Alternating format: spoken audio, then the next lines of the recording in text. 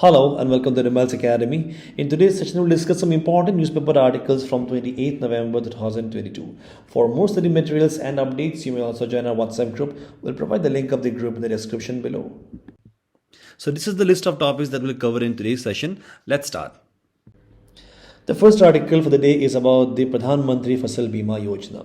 The first thing that you should know about this particular yojana is that it is a scheme or an initiative of the union government which basically focuses on improving the livelihood or the conditions of the farmers by providing them insurance cover. ठीक है, तो उनको basically सारा उनका जो crops होता है तो वहाँ पे इंश्योरेंस कवर दिया जाता है. तो इसी के बारे में हम बात करेंगे बिकॉज ये देखिए जो ये योजना है it is not a new one. ठीक है, but still it is again in the news because the center on Thursday it said that it is open to taking pro-farmer changes in the Pradhan Mantri Fasal Bima Yojana to meet the challenges of the recent climate crisis and the rapid technological advances. Now the information about this yojana can be important for the prelims and also from main GS paper, the government policies point of view that has been taken from the Hindu. So first let's learn about this particular yojana which is known as the Pradhan Mantri Fasal Bima Yojana के बारे में. So ये जो योजना है it was launched by the current BJP led government. So this basically was launched in 2016 when the Modi led BJP government came to power and is being implemented by the Ministry of Agriculture and Farmers Welfare. तो ये जो ministry is important for any kind of scheme. It replaced the National Agricultural Insurance Scheme and modified National Agricultural Insurance Scheme. तो यहाँ पे दो scheme हुआ करता था तो इसी को रिप्लेस करके the PM फसल बीमा योजना has been launched.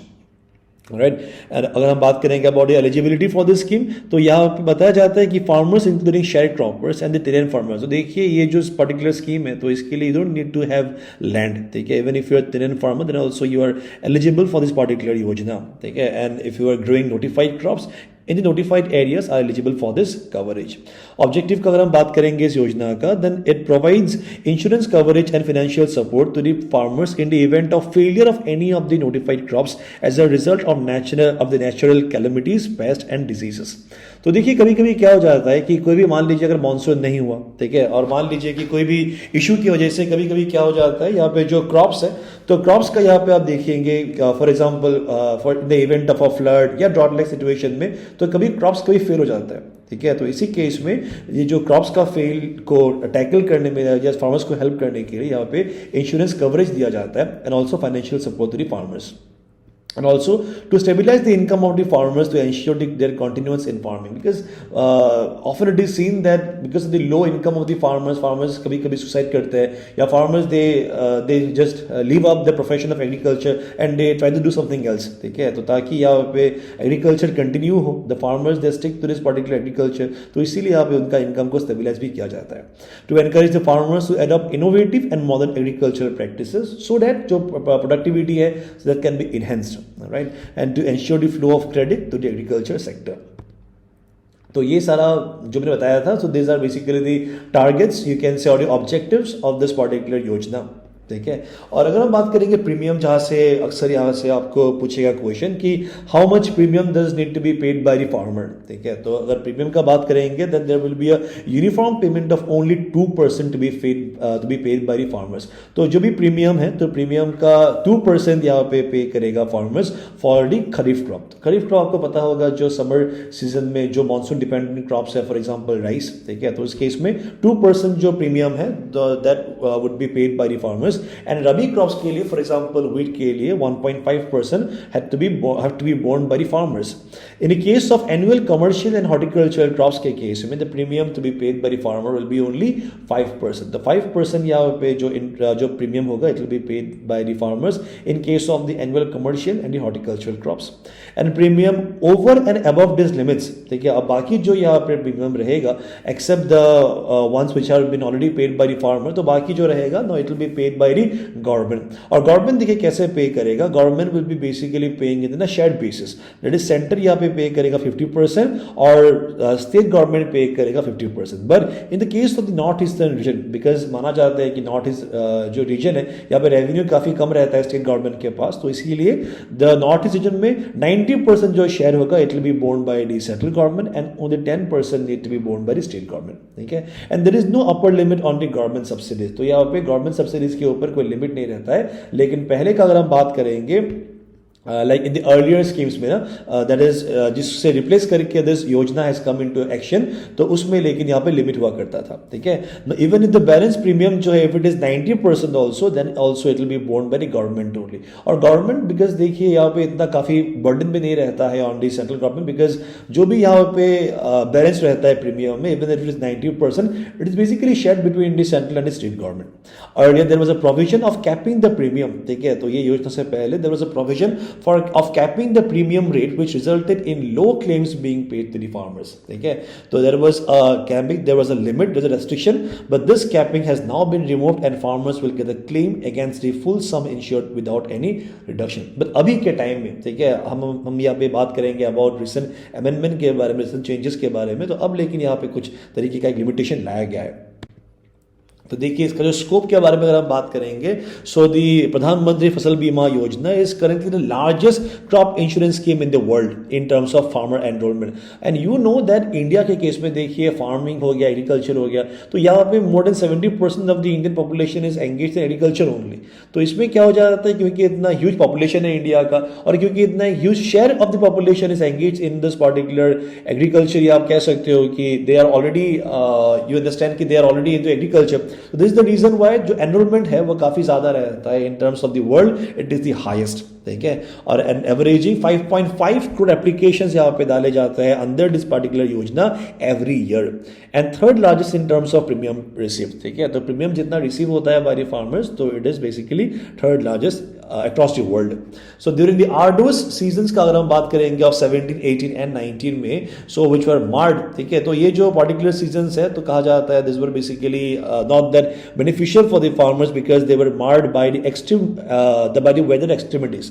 जैसे कि मान लीजिए यहाँ पे फ्लड हो गया था या ड्राउट लाइक सिचुएशंस हुआ था, ठीक है। सो इसीलिए the scheme prove to be a decisive factor during this period in securing the livelihood of farmer, ठीक है। तो इस पीरियड में 17, 18 और 19 का पीरियड में because of the vulnerabilities which were faced by the farmers, तो इसी टर्म्स में, इसी रेस्पेक्ट में दिस पर्टिकुलर योजना was very beneficial in providing them their source of livelihood. And also wherein the claims paid in several states average more than the 100% against the gross premium collected। तो जितना premium government collect कर रहा था, या मान लीजिए जितना premium farmers they रहे थे या गवर्नमेंट पे कर रहा था, उससे ज्यादा यहाँ पे आप कह सकते हो कि एक तरीके का बेनिफिट दिया जा रहा था to the farmers who were basically facing a threat in this particular arduous seasons of 17, 18 and 19। ना अगर हम रिसेंट चेंजेस के बारे में बात करेंगे, देखिए पहले जो सिनेरियो था उसमें लिमिट नहीं था, बट अगर हम बात करेंगे ये चेंजेस के बारे में which were basically brought about 2 years ago, the scheme was once mandatory for loanee farmers, but in 2020 के लिए the centre change it to make it optional for the farmers. तो अभी के केस में पहला बात आपको ये जानना पड़ता है कि इट इज नॉट मैंडेटरी, ठीक है, it is open to all, it is optional to all the farmers. उसके बाद the centre decided in February 2020 में, 2 साल पहले डिसीजन यहाँ पे लिया गया था to limit its premium subsidy, ठीक है। सेंटर ने डिसाइड कर दिया कि यहाँ पे जो प्रीमियम सब्सिडी जितना सेंटर पे करता है, तो 30% for unirrigated areas and 25% for irrigated ones, ठीक है। तो पहले हमने जैसे बात किया था कि it was you can say it was a change और it was an updated version of the earlier schemes जहां पे लिमिट था, ठीक है। तो यहाँ पे लिमिट नहीं, आप कह सकते हो कि without any limit this particular scheme was brought about, but 2020 का जो साल है इसमें लेकिन सेंटर है basically brought about some kind of limitation. For example अगर मान लीजिए कि अनइरिगेटेड एरियाज है तो वहां पे 30% will be borne by the central government and 25% for the irrigated one, ठीक है। But previously the central subsidy had no upper limit, जैसे मैंने कहा था, but currently there is a limit. और रिसेंटली आपका देखोगे introduce the weather information and network data system then the yield estimation system based on technology, the collection of real time observation and photographs of crop, जिसे cropping कहा जाता है। So this are some of the key steps which are been taken under the scheme to bring in more efficiency and transparency. तो एक तरीके से ये जो सारा इंफॉर्मेशन टेक्नोलॉजी का जो डिजिटल जो टेक्नोलॉजी है, तो इसे इन्वॉल्व करके आप कह सकते हो कि एक तरीके का ट्रांसपेरेंसी लाया गया है, so that every farmer of the country of the nation can benefit from this particular योजना। But there are certain issues as well, जैसे कि आप देखोगे financial constraint of the state के बारे में, ठीक है।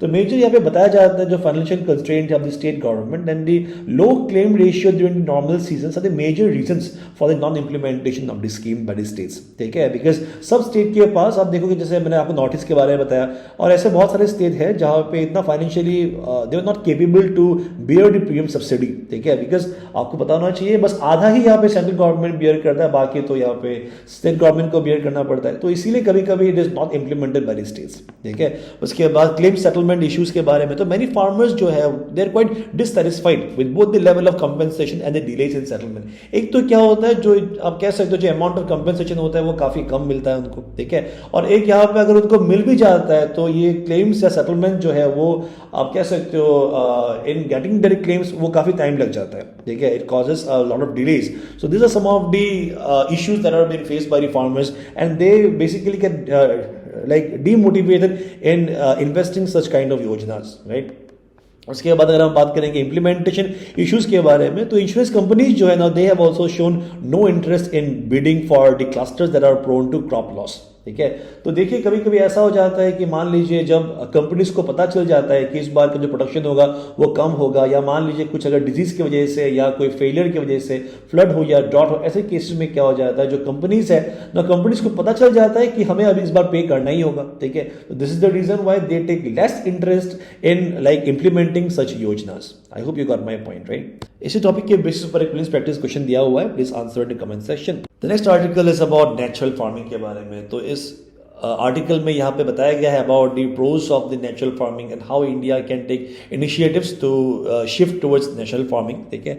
तो देखिए ये जो आर्टिकल है it is not based on any news but it is based on an editorial you can say which is named as the Cultivate Natural Farming and this has been taken from the Hindu Business Line। तो ये जो Cultivate Natural Farming है talks about the issues related to farming practices in India and also the need of natural farming, ठीक है। तो क्या क्या benefits होगा, क्या क्या consequences है, we'll look at it। This can be important for prelims and also from mains it can be important from GS paper 1 agricultural resources point of view and from GS paper 3 from the technology in the aid of farmers point of view। It has been taken from the Hindu Business Line। तो अगर आप बात करेंगे about current context के बारे में तो you should know to feed the growing population. तो India as I told you ये माना जाता है कि by the next year only India is going to be the most populated country of the world. तो इस केस में क्या हो जाता है, एस्टिमेटेड दैट फूड प्रोडक्शन जो है to ensure the food security to the growing population of India, and the food production should also need to increase by 60% in by 2050, ठीक है। तो इतना लेवल पे बढ़ना होगा ताकि यहाँ पे जो ग्रोइंग पॉपुलेशन है उसे फीड किया जा सके, ठीक है। This increasing food demand is promoting farmers world wide to increase the crop production, ठीक है, which builds pressure on the environment and exceeds its carrying capacity to repair और रिप्लेस इटसेल्फ, ठीक है। तो देखिए यहाँ पे हम जब प्रेशर देते हैं on the nature for more production, for example if we go for like too much of the green revolution का जो भी सारा एस्पेक्ट था, for example the high yielding variety, for example too much of use of chemicals and pesticide and too much of irrigation, तो उससे क्या हो जाता है जो कैरिंग कैपेसिटी है, तो कैरिंग कैपेसिटी देखिए नेचर का कैरिंग कैपेसिटी रहता है which is believed to be in equilibrium, but if we exert too much of pressure on the nature then definitely it is going to exceed the carrying capacity which is not beneficial for the environment, ठीक है, which is basically going to lead to serious degradation। तो what is natural farming? Natural farming you should know it is a chemical free alias है, ठीक है, it is a traditional farming method है। तो अब देखोगे इन यहाँ पे जो नेचुरल फार्मिंग है या ऑर्गेनिक फार्मिंग है तो ऐसे केसेस में north east region can be termed as the best example, ठीक है, बिकॉज नॉर्थ ईस्ट में we still use the primitive and the traditional with agriculture only. हम केमिकल्स पेस्टिसाइड हम बहुत कम यूज करते हैं, है कि नहीं। तो इस केसेस में नॉर्थ ईस्ट का एग्जांपल यहाँ पे दिया जा सकता है। It is considered as agro ecology based diversified farming system which integrates crops, trees and the livestock into functional biodiversity, ठीक है। तो यहाँ पे बताया गया है कि it is suggested as a neoteric that is a modern approach माना जाता है to improve both the traditional and the modern agricultural practices which aims to safeguard the environment, public health and communities as well. तो अगर हम यहाँ पे if we do not put too much of pressure, अगर हम बहुत ज़्यादा chemicals and if we do not use too much of ground water, then माना जाता है इस will be beneficial for a number of stakeholders including the environment, public health and communities as well. And जो natural farming है, it has also got the potential to enable food production without compromising the needs of the future generation, because in a way माना जाता है कि जो natural farming है it is quite sustainable in nature। तो अगर हम बात करेंगे about the significance of the natural farming के बारे में, देन जो पहला यहाँ पे सिग्निफिकेंस बताया गया है, it is about the better health के बारे में, ठीक है। तो ऑब्वियस सा बात है, आप जितना भी आप केमिकल्स आप कम यूज करोगे, वहाँ पे जो क्रॉप का प्रोडक्शन होगा वो उतना ही बेहतर रहेगा, है कि नहीं। So it will be definitely it will be ensuring a better health for the people consuming it. So as natural farming does not use any synthetic chemicals, तो health risk and hazards are eliminated. आज का जो भी सारा crops है वो तो आपको पता ही है कि किस तरीके से उनको ग्रो किया जाता है, राइट, थ्रू आर्टिफिशियल इंटरफेरेंस। और हम बात करेंगे अबाउट द फूड जो है, the food has higher nutrition density and therefore offers better health benefit. तो अगर क्रॉप नेचुरली ग्रो करता है तो उसमें नेचुरल बेनिफिट्स भी रहता है। इंक्रीज फार्मर्स इनकम, तो natural farming aims to make farming viable in nature, because chemicals आप जितना यूज करोगे, आप जितना यहाँ पे हाई यील्ड वैरायटी यूज करोगे, उतना ही आप यहाँ पे प्रेशर एक्सर्ट कर रहे हो ऑन द फार्मर्स, ठीक है। तो इस तरीके से the farmers also end up in the clutches of the loans, the clutches of the money lenders. So in this regard we can say the farmers का जो इनकम होगा it can also be stabilized in this respect, right? तो उसके बाद हम अगर बात करेंगे about rejuvenation of the soil health, तो as I told you, the greater use of the chemical components also lead to degradation of the soil. So we can basically focus on rejuvenating and focusing on like preserving or conserving the you can see the quality of the soil. How? By using less and less chemical, right? So the most immediate impact of natural farming is on the biology of soil, on the microbes and the other living organisms such as the earthworms. It improves the soil health and in turn it increases the productivity, ठीक है। तो जितना आप कह सकते हो कि soil में जितना न्यूट्रिएंट्स रहेगा, I mean the natural nutrients, तो उतना ही ज़्यादा वो फर्टाइल भी रहता है। And also minimize cost of production. So natural farming aims to drastically cut down the production cost by encouraging farmers to prepare essential biological input using on-farm, natural and home-grown resources. तो यहाँ पे बस बात हो रहा है about curbing the dependence on the fertilizers or curbing the dependence on the chemicals or the pesticides जो भी हम use करते हैं, ठीक है। So this is how we can minimize the cost of production and also it will be beneficial for the farmers as well. अब देखिए, there are number of challenges that are basically faced by the farming sector or the agriculture sector in India. तो we'll look at challenges now. And one thing that you should know is that अब देखिए जो आपको कभी भी आपको पूछा जा सकता है about the lack of farmers या द लो फार्मर्स इनकम के बारे में, तो उसमें भी आप ये सारे चैलेंजेस के बारे में बता सकते हैं, ठीक है। तो पहला चीज़ आप जहाँ पे देखिए, बताया गया है अबाउट 52% ऑफ इंडियाज का जो ग्रॉस क्रॉप्ड एरिया है ना, तो देखिए इंडिया में जितना भी ग्रॉस क्रॉप्ड एरिया है तो उसमें से बस 52% ही ओनली बस इरिगेटेड है, ठीक है। और मेनली आप देखोगे जो इरिगेशन है वो किया जाता है in the states like the north Indian plains में। फॉर एग्जांपल आप देखोगे यूपी, हरियाणा, देन पंजाब में, ठीक है। बाकी आप अगर देखोगे 48% जो है ना, तो इसमें लेकिन जो भी फार्म्स वगैरह है they still rely on the monsoon only, ठीक है। तो मानसून देखिए आजकल इतना क्लाइमेट चेंज का इम्पैक्ट है, तो ऐसा नहीं कि मानसून हमेशा टाइम पे ही आएगा, और ऐसा भी नहीं कि मानसून जहाँ पे कॉज करना चाहिए था बस वहीं पे कॉज होगा, ठीक है। तो ये सब कारण की वजह से जो प्रोडक्टिविटी है ना वो काफ़ी कम हो जाता है, बिकॉज मानसून के ऊपर ज़्यादा डिपेंडेंस है और इरिगेशन काफ़ी कम है, ठीक है।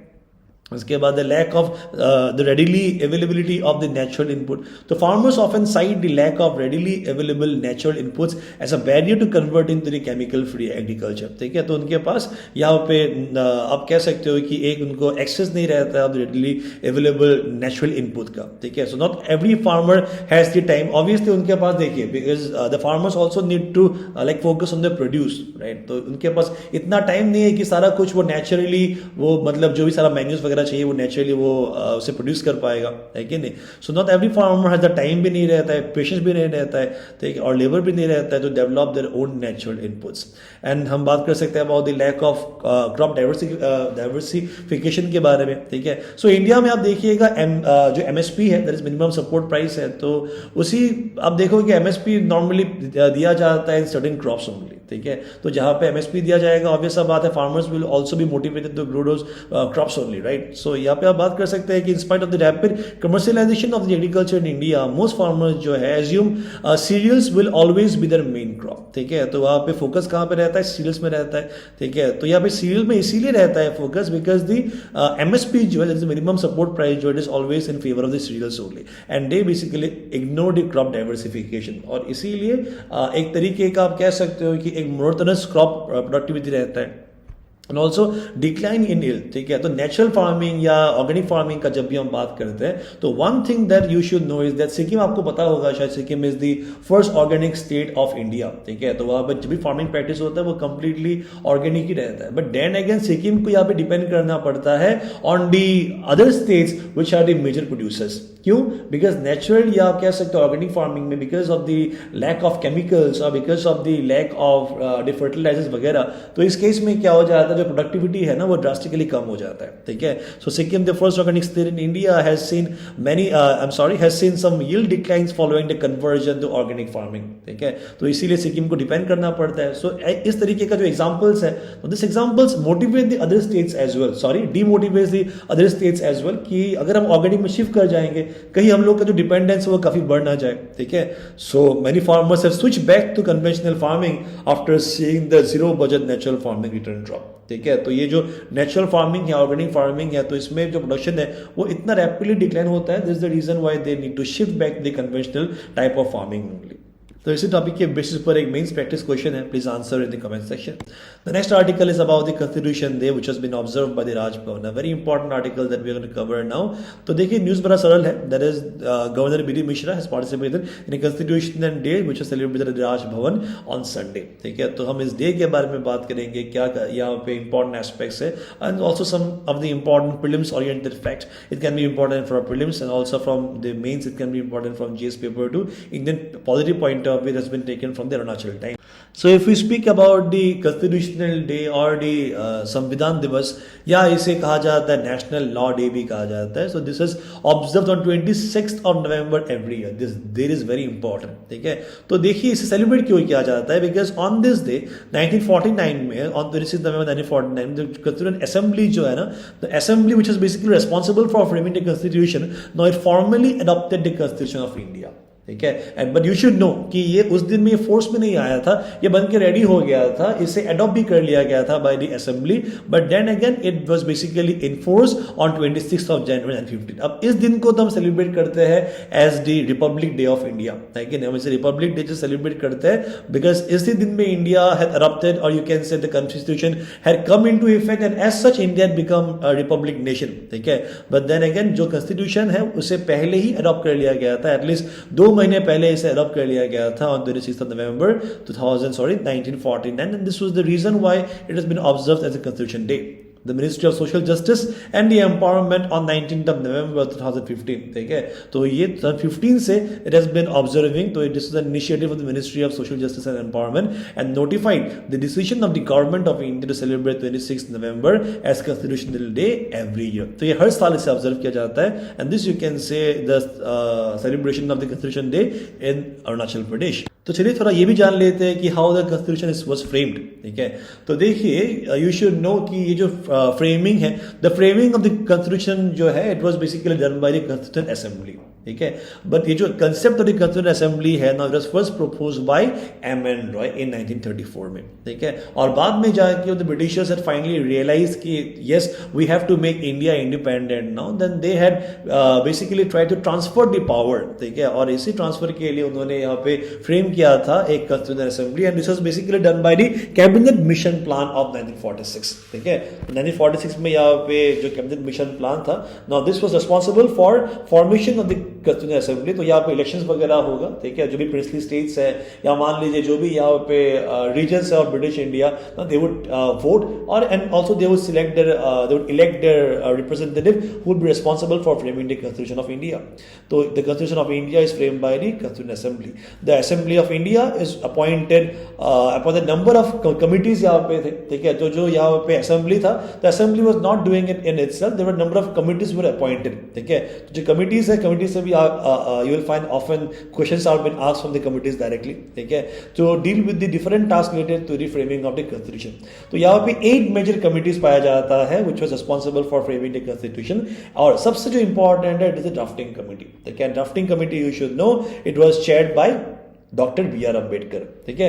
उसके बाद इंपॉर्टेंट यहाँ पे आ जाता है Indian park committee which was by Jawaharlal Nehru, the union constitution committee again by Jawaharlal Nehru, ठीक है। And if you talk about the provincial constitution committee, ठीक है, जो यूनियन कॉन्स्टिट्यूशन कमेटी है it was by Jawaharlal Nehru and the provincial constitution committee जो है it was by Vallabh Bhai Patel and the advisory committee on the fundamental right minorities in the tribal and एक्सटेरियरिटीज it was again by Vallabh Bhai Patel only. The Rajendra Prasad that is the first president of India, now he was chairing the rules of procedure committee and the states committee जो है it was also chaired by Jawaharlal Nehru only. The steering committee it was done by Rajendra Prasad. So each and every committee is equally important. Make sure to remember all the committees, the names of the committees and also the names of the head of these particular committees.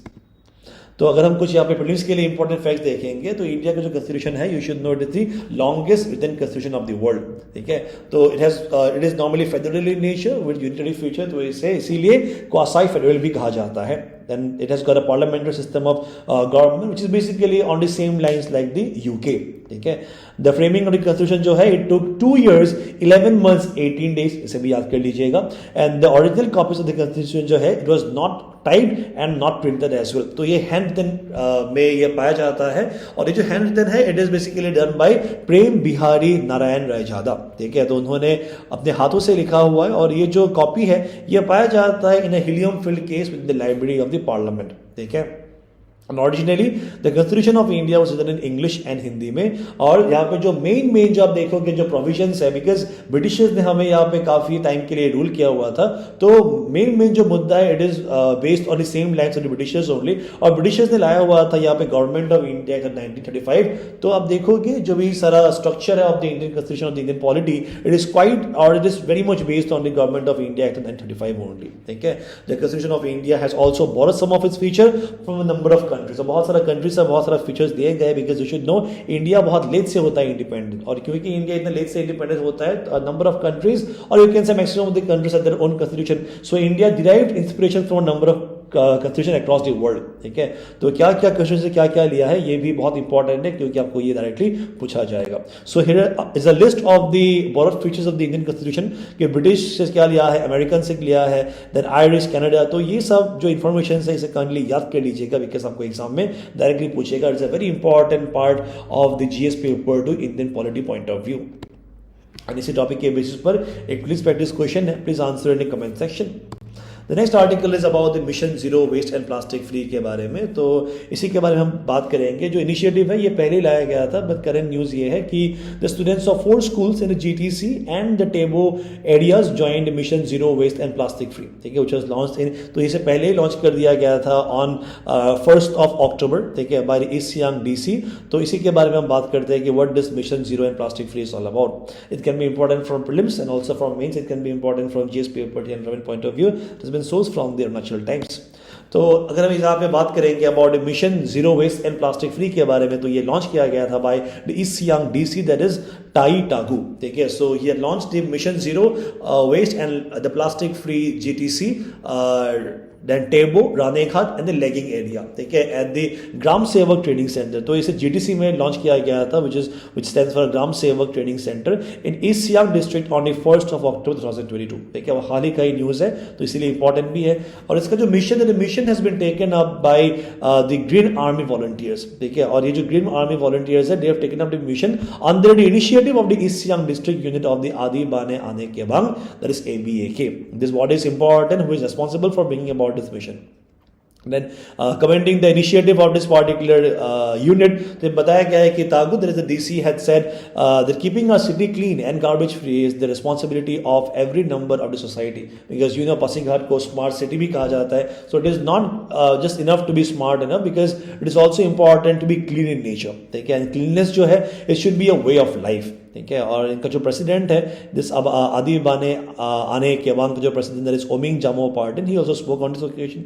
And the cleanness drive जो है it was also organised on the occasion. Such drives will be held on the first and third Saturday of every month, ठीक है। तो अक्टूबर में इसे launch किया गया था, तो उसी टाइम से first and the third Saturday में हर दिन इसे इनिशिएट किया जाता है so that the city can be maintain in a clean manner. And free recycle bags will also distributed to the volunteers of by the ABAK and more than 200 bags of dry waste were collected for recycling by the Green Army volunteers. Now, this is a very important or significant initiative which has been taken by the administration at the Siang district, at the East Siang district to be specific, and these things should be known and can be set as an example also कि किस तरीके से आप अरुणाचल का जो biodiversity है, जो environment है, आप इसे प्रिजर्व कर सकते हो, आप इसे कंजर्व कर सकते हो. इसी टॉपिक के बेसिस पर प्लीज प्रैक्टिस क्वेश्चन है, please answer in the comment section. This was the question that I asked in the previous video. Let's look at the answers. The answers are CITES जो है is a treaty on the conservation of plants and animals, और हम बात करेंगे about the awardee और the winner of the Lachit Barphukan award of the 2022. It is the deputy chief minister of Arunachal Pradesh, that is Chao Main. And also if we talk about the tribes which celebrate the Chalo Loku festival, it is the Nokte tribe. So for now, that was all from our side for this session. Thank you so much for joining, and we'll meet the next one. Bye bye and take care.